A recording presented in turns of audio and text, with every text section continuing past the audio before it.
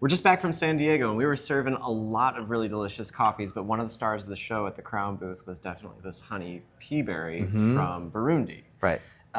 Which you helped us to source this year. Yeah, Chris and I both have a lot of personal travel experience in Burundi, and the coffees from Burundi and the people there mean a lot to us personally. So it's always really nice when one of our Burundi coffees makes it as a crown jewel. Chris and I have really seen Burundi as a coffee origin become really significant for a lot of roasters in a very specific way. It's a very challenging place to export coffee, logistically and also economically. It's also one of the poorest countries on earth, but it also manages to produce some of the best coffees on the planet. And it has sort of a special status for a lot of roasters these days, thanks to processing, development, and also like the specificity of being able to offer super selective micro lots by certain exporters. At this point, roasters plan for their Burundi micro lots like they plan for Kenya. They plan for high prices, they plan for one-of-a-kind coffees. Many people spend a lot of money traveling to Burundi just so they can cup when the coffees are fresh, like they would to Nairobi. So it's a special origin, and it's an origin of contrast, and we love these coffees very much. Now we can talk about this one specifically. Okay, great. Specifically. I'm still emotional after San Diego. No, okay. I love it. It's great. So this coffee comes from Long Mile's Coffee Project, which at this point I think is about 15 years old or so, but they really just started exporting coffee around 2014. Long Mile's was like a startup from scratch in Burundi. They built one washing station. They ran that for a couple years. Then they built a second one. They ran that for a while, and they recently built a third one. From the beginning, this company was set up to do day lot separations from all of their farmers contributing coffee to their washing stations.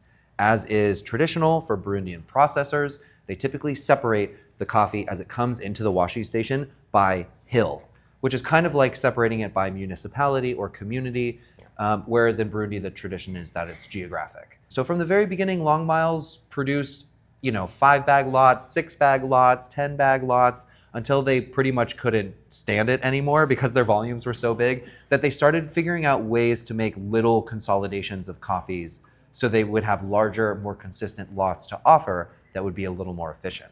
One of these coffees happens to be a Peaberry separation from a number of day lots that they create throughout the course of the harvest. And it happens to be one of our favorite coffees that they produce all year. 100%. So the paradox here is we have kind of a macro lot from a micro lot supply chain in Burundi, but we couldn't be happier. I mean, we could talk about why we like it so much. Well, there's so many reasons, but obviously flavor being, maybe preeminent. We loved the way it tasted. So it's delicate on the processing. We don't buy that much honey processed these days, to be honest. No, we tend to have honey processed coffees like as gems, Yeah.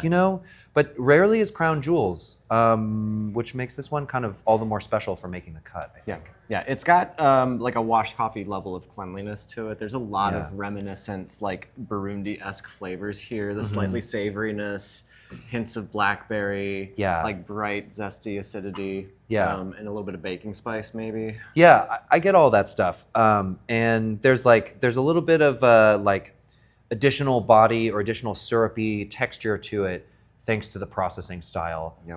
Also, the fact that it's a Peaberry, not to be overlooked for roasters, because Peaberry coffees roast fantastically well. It's a really tight distribution of screen size on the coffee, of course, which just means that we can be all the more precise with development times in the roasters. I love this coffee. It's lemongrassy, it's butterscotchy. There's a lot to love. When it's hot, it's really berry-like. When it cools down, it's just sort of like sweet, like butterscotch syrup.